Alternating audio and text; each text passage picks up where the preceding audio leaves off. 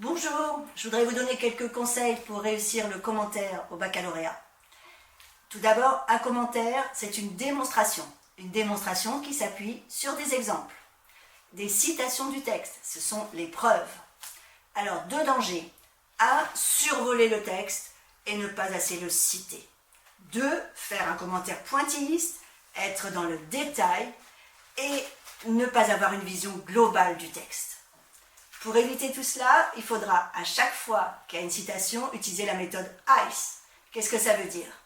I, j'ai une idée, je l'appuie sur une citation, C, et ensuite je donne une explication, E. Ainsi, vous évitez les commentaires pointillistes. Alors, votre commentaire, il va commencer par une introduction. L'introduction, elle a plusieurs temps. Et c'est une introduction qui doit être comme un entonnoir. C'est-à-dire qu'on part du plus large pour aller vers le plus précis.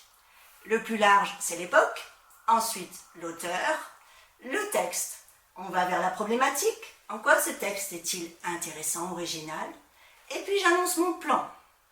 Le plan, il peut être soit linéaire, je découpe mon texte en 2-3 parties, soit composé. Comment composer un plan?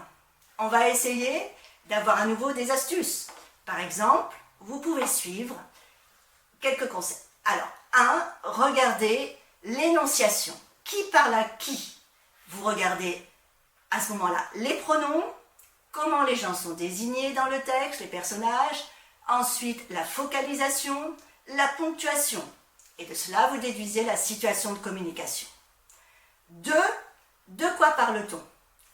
Qu'est-ce que vous regardez là? Vous regardez les champs lexicaux, les répétitions, est-ce que c'est appréciatif, dépréciatif?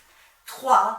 Vous allez aller vers le plus complexe, ce que l'auteur a voulu montrer, ou alors de quelle façon il a écrit, avec les figures de style, qu'est-ce qu'il a choisi de démontrer. Et puis vous allez aller vers la conclusion. Cette conclusion, c'est le contraire de l'introduction. C'est l'entonnoir renversé. D'abord la synthèse, et puis ensuite l'ouverture. On ouvre sur une comparaison avec une autre œuvre de l'auteur ou sur une comparaison avec un texte contemporain, par exemple. C'est bon? Alors, si vous voulez un exemple précis, maintenant, vous allez voir la vidéo suivante. Bon courage, à bientôt!